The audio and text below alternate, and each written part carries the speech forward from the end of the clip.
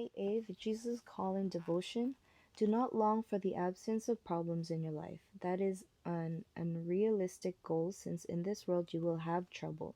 You have an eternity of problem free living reserved for you in heaven. Rejoice in that inheritance, which no one can take away from you, but do not seek your heaven on earth. Begin each day anticipating problems, asking me to equip you for whatever difficulties you will encounter. The best equipping is my living presence, my hand that never lets go of yours. Discuss everything with me. Take a light-hearted view of trouble, seeing it as a challenge that you and I together can handle. Remember that I am on your side and I have overcome the world. Bible reference is from John 16, verse 33, and it says, these things I have spoken to you, that in me you may have peace. In the world you will have tribulation, but be of good cheer. I have overcome the world. As well as Isaiah chapter 41, verse 13, which says, for I, the Lord your God, will hold your right hand, saying to you, fear not, I will help you. And last but not least, Philippians chapter 4, verse 13, which says, I can do all things through Christ who strengthens me. I think that is it, right? Yeah, couldn't find it, but I remember. The Bible in the year, May 8, morning reading is taken from Luke chapter 24, verses 36 to 53. Now as they said these things, Jesus himself stood in the midst of them, and said to them, peace to you. But they were terrified and frightened, and supposed they had seen a spirit. And he said to them, why are you troubled, and why do doubts arise in your hearts? Behold my hands and my feet, and it is I myself. Handle me and see, for a spirit does not have flesh and bones, as you see I have. When he had said this, he showed them his hands and his feet. But while they still did not believe for joy and marveled, he said to them, have you any food here? So they gave him a piece of a broiled fish and some honeycomb, and he took it and ate in their presence. Then he said to them, these are the words which I spoke to you while I was still with you, that all things must be fulfilled which were written in the law of Moses and the prophets and the Psalms concerning me. And he opened their understanding that they might comprehend the scriptures. Then he said to them, thus it is written, and thus it was necessary for the Christ to suffer and to rise from the dead the third day, and that repentance and remission of sins should be preached in his name to all nations, beginning at Jerusalem. And you are witnesses of these things. Behold, I send the promise of my Father upon you, but tarry in the city of Jerusalem until you are endued with power from on high. And he led them out as far as Bethany, and he lifted up his hands and blessed them. Now it came to pass, while he blessed them, that he was parted from them and carried up into heaven. And they worshipped him, and returned to Jerusalem with great joy, and were continually in the temple praising and blessing God. Amen. Bible in the year, May 8 evening reading is taken from 2 Kings chapters 4 to 6. A certain woman of the wives of the sons of the prophets cried out to Elisha, saying, your servant, my husband, is dead, and you know that your servant feared the Lord, and the creditor is coming to take my 2 sons to be his slaves. So Elisha said to her, what shall I do for you? Tell me, what do you have in the house? And she said, your maidservant has nothing in the house but a jar of oil. Then he said, go borrow vessels from everywhere, from all your neighbors, empty vessels. Do not gather just a few. And when you have come in, you shall shut the door behind you and your sons. Then pour it into all those vessels, and set aside the full ones. So she went from him and shut the door behind her, and her sons who brought the vessels to her, and she poured it out. Now it came to pass, when the vessels were full, that she said to her son, bring me another vessel. And he said to her, there is not another vessel. So the oil ceased. Then she came and told the man of God, and he said, go sell the oil and pay your debt, and you and your sons live on the rest. Now it happened one day that Elisha went to Shunem, where there was a notable woman, and she persuaded him to eat some food. So it was, as often as he passed by, he would turn in there to eat some food. And she said to her husband, look now, I know that this is a holy man of God, who passes by us regularly. Please let us make a small upper room on the wall, and let us put a bed for him there, and a table, and a chair, and a lampstand, so it will be, whenever he comes to us, he can turn in there. And it happened one day that he came there, and he turned into the upper room, and laid down there. Then he said to Gehazi his servant, call this Shunammite woman. When he had called her, she stood before him, and he said to him, say now to her, look, you have been concerned for us with all this care. What can I do for you? Do you want me to speak on your behalf to the king or to the commander of the army? She answered, I dwell among my own people. So he said, what then is to be done for her? And Gehazi answered, actually, she has no son, and her husband is old. So he said, call her. When he had called her, she stood in the doorway. Then he said, about this time next year you shall embrace a son. And she said, no, my lord, man of God, do not lie to your maidservant. But the woman conceived and bore a son when the appointed time had come, of which Elisha had told her. And the child grew. Now it happened one day that he went out to his father to the reapers. And he said to his father, my head, my head. So he said to a servant, carry him to his mother. When he had taken him and brought him to his mother, he sat on her knees till noon, and then died. And she went up and laid him on the bed of the man of God, shut the door upon him, and went out. Then she called to her husband and said, please send me one of the young men and one of the donkeys, that I may run to the man of God and come back. So he said, why are you going to him today? It is neither the new moon nor the Sabbath. And she said, it is well. Then she saddled the donkey and said to her servant, drive and go forward. Do not slacken the pace for me unless I tell you. And so she departed and went to the man of God at Mount Carmel. So it was, when the man of God saw her afar off, that he said to his servant Gehazi, look, the Shunammite woman. Please run now to meet her and say to her, is it well with you? Is it well with your husband? Is it well with the child? And she answered, it is well. Now when she came to the man of God at the hill, she caught him by the feet. But Gehazi came near to push her away. But the man of God said, let her alone, for her soul is in deep distress, and the Lord has hidden it from me, and has not told me. So she said, did I ask a son of my Lord? Did I not say, do not deceive me? Then he said to Gehazi, get yourself ready, and take my staff in your hand, and be on your way. If you meet anyone, do not greet him, and if anyone greets you, do not answer him, but lay my staff on the face of the child. And the mother of the child said, as the Lord lives, and as your soul lives, I will not leave you. So he arose and followed her. Now Gehazi went on ahead of them, and laid the staff on the face of the child, but there was neither voice nor hearing. Therefore he went back to meet him, and told him, saying, the child has not awakened. When Elisha came into the house, there was the child lying dead on his bed. He went in therefore, shut the door behind the two of them, and prayed to the Lord. And he went up and lay on the child, and put his mouth on his mouth, his eyes on his eyes, and hands on his hands. And he stretched himself out on the child, and the flesh of the child became warm. He returned and walked back and forth in the house, and again went up and stretched himself out on him. Then the child sneezed 7 times, and the child opened his eyes. And he called Gehazi and said, call this Shunammite woman. So he called her, and when she came in to him, he said, pick up your son. So she went in, fell at his feet, and bowed to the ground. Then she picked up her son and went out. And Elisha returned to Gilgal, and there was a famine in the land. Now the sons of the prophets were sitting before him, and he said to his servant, put on the large pot, and boil stew for the sons of the prophets. So one went out into the field to gather herbs, and found a wild vine, and gathered from it a lapful of wild gourds, and came and sliced them into the pot of stew, though they did not know what they were. Then they served it to the man to eat. Now it happened, as they were eating the stew, that they cried out and said, man of God, there is death in the pot, and they could not eat it. So he said, then bring some flour, and he put it into the pot, and said, serve it to the people that they may eat. And there was nothing harmful in the pot. Then a man came from Baal Shalisha, and brought the man of God bread of the first fruits, 20 loaves of barley bread, and newly ripened grain in his knapsack. And he said, give it to the people that they may eat. But his servant said, what? Shall I set this before 100 men? He said again, give it to the people that they may eat. For thus says the Lord, they shall eat and have some left over.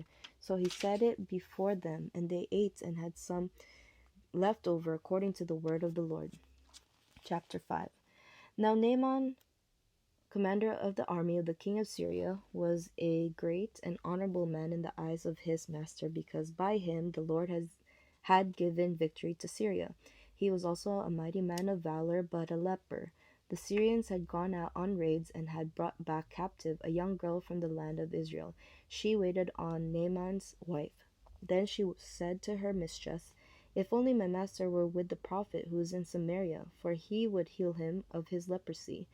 And Naaman went in and told his master, saying, "Thus and thus said the girl who is from the land of Israel." Then the king of Syria said, "Go now, and I will send a letter to the king of Israel." So he departed and took with him 10 talents of silver, 6,000 shekels of gold, and 10 changes of clothing.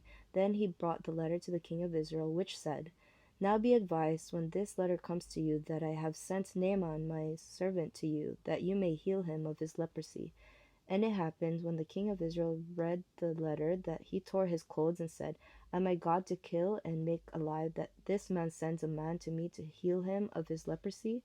Therefore please consider and see how he seeks a quarrel with me." So it was, when Elisha the man of God heard that the king of Israel had torn his clothes, that he sent to the king, saying, "Why have you torn your clothes? Please let him come to me, and he shall know that there is a prophet in Israel." Then Naaman went with his horses and chariot, and he stood at the door of Elisha's house. And Elisha sent a messenger to him, saying, "Go and wash in the Jordan 7 times, and your flesh shall be restored to you. You shall be clean." But Naaman became furious and went away and said, "Indeed, I said to myself, he will surely come out to me and stand and call on the name of the Lord his God, and wave his hand over the place and heal the leprosy. Are not the Abana and the Pharpar, the rivers of Damascus, better than all the waters of Israel? Could I not wash in them and be clean?" So he turned and went away in a rage. And his servants came near and spoke to him and said, "My father, if the prophet had told you to do something great, would you not have done it? How much more then, when he says to you, 'Wash and be clean'?" So he went down and dipped 7 times in the Jordan, according to the saying of the man of God, and his flesh was restored like the flesh of a little child, and he was clean. And he returned to the man of God, he and all his aides, and came and stood before him. And he said, "Indeed, now I know that there is no God in all the earth except in Israel. Now therefore please take a gift from your servant." But he said, "As the Lord lives, before whom I stand, I will receive nothing." And he urged him to take it, but he refused. So Naaman said, "Then, if not, please let your servant be given 2 mule loads of earth, for your servant will no longer offer either burnt offering or sacrifice to other gods, but to the Lord. Yet in this thing may the Lord pardon your servant, when my master goes into the temple of Rimmon to worship there, and he leans on my hand, and I bow down in the temple of Rimmon. When I bow down in the temple of Rimmon, may the Lord please pardon your servant in his thing." Then he said to him, "Go in peace." So he departed from him a short distance. But Gehazi, the servant of Elisha the man of God, said, "Look, my master has spared Naaman this Syrian, while not receiving from his hands what he brought. But as the Lord lives, I will run after him and take something from him." So Gehazi pursued Naaman. When Naaman saw him running after him, he got down from the chariot to meet him and said, "Is all well?" And he said, "All is well. My master has sent me, saying, Indeed, just now 2 young men of the sons of the prophets have come to me from the mountains of Ephraim. Please give them a talent of silver and 2 changes of garments." So Naaman said, "Please take 2 talents." And he urged him, and bound 2 talents of silver in 2 bags, and with 2 changes of garments, and handed them to 2 of his servants, and they carried them on ahead of him. When he came to the citadel, he took them from their hand and stored them away in the house. Then he let the men go, and they departed. Now he went in and stood before his master. Elisha said to him, "Where did you go, Gehazi?" And he said, "Your servant did not go anywhere." Then he said to him, "Did not my heart go with you when the man turned back from his chariot to meet you? Is it time to receive money and to receive clothing, olive groves and vineyards, sheep and oxen, male and female servants? Therefore the leprosy of Naaman shall cling to you and your descendants forever." And he went out from his presence leprous, as white as snow. Chapter 6. And the sons of the prophets said to Elisha, "See now, the place where we dwell with you is too small for us. Please let us go to the Jordan, and let every man take a beam from there, and let us make there a place where we may dwell." So he answered, "Go." Then one said, Please consent to go with your servants. And he answered, I will go. So he went with them, and when they came to the Jordan, they cut down trees. But as one was cutting down a tree, the iron axe head fell into the water, and he cried out and said, Alas, master, for it was borrowed. So the man of God said, Where did it fall? And he showed him the place. So he cut off a stick and threw it in there, and he made the iron float. Therefore he said, Pick it up for yourself. So he reached out his hand and took it. Now the king of Syria was making war against Israel, and he consulted with his servants, saying, My camp will be in such and such a place. And the man of God sent to the king of Israel, saying, Beware that you do not pass this place, for the Syrians are coming down there. Then the king of Israel sent someone to the place of which the man of God had told him. Thus he warned him, and he was watchful there, not just once or twice. Therefore the heart of the king of Syria was greatly troubled by this thing, and he called his servants and said to them, Will you not show me which of us is for the king of Israel? And one of his servants said, None, my lord, O king, but Elisha, the prophet who is in Israel, tells the king of Israel the words that you speak in your bedroom. So he said, Go and see where he is, that I may send and get him. And it was told him, saying, Surely he is in Dothan. Therefore he sent horses and chariots and a great army there, and they came by night and surrounded the city. And when the servant of the man of God arose early and went out, there was an army surrounding the city with horses and chariots. And his servant said to him, Alas, my master, what shall we do? So he answered, Do not fear, for those who are with us are more than those who are with them. And Elisha prayed and said, Lord, I pray, open his eyes that he may see. Then the Lord opened the eyes of the young man, and he saw, and behold, the mountain was full of horses and chariots of fire all around Elisha. So when the Syrians came down to him, Elisha prayed to the Lord and said, Strike this people, I pray, with blindness. And he struck them with blindness, according to the word of Elisha. Now Elisha said to them, This is not the way, nor is this the city. Follow me, and I will bring you to the man whom you seek. But he led them to Samaria. So it was, when they had come to Samaria, that Elisha said, Lord, open the eyes of these men, that they may see. And the Lord opened their eyes, and they saw, and there they were, inside Samaria. Now when the king of Israel saw them, he said to Elisha, My father, shall I kill them? Shall I kill them?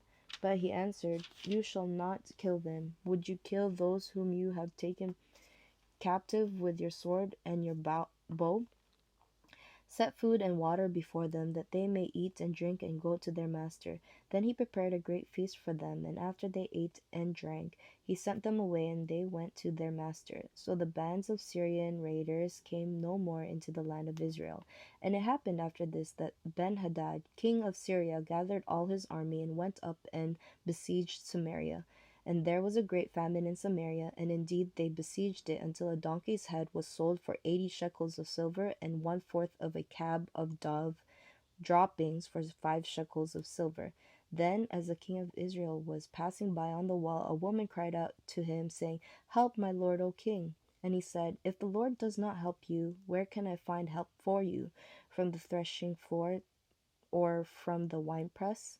Then the king said to her, What is troubling you? And she answered, This woman said to me, Give your son that we may eat him today, and we will eat my son tomorrow. So we boiled my son and ate him. And I said to her on the next day, Give your son that we may eat him. But she has hidden her son. Now it happened, when the king heard the words of the woman, that he tore his clothes, and as he passed by on the wall, the people looked, and underneath he had sackcloth on his body. Then he said, God do so to me and more also, if the head of Elisha the son of Shaphat remains on him today. But Elisha was sitting in his house, and the elders were sitting with him.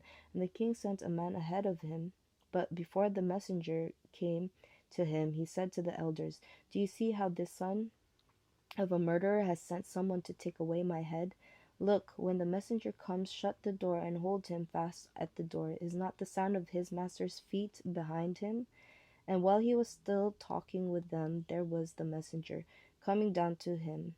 And then the king said, Surely this calamity is from the Lord. Why should I wait for the Lord any longer?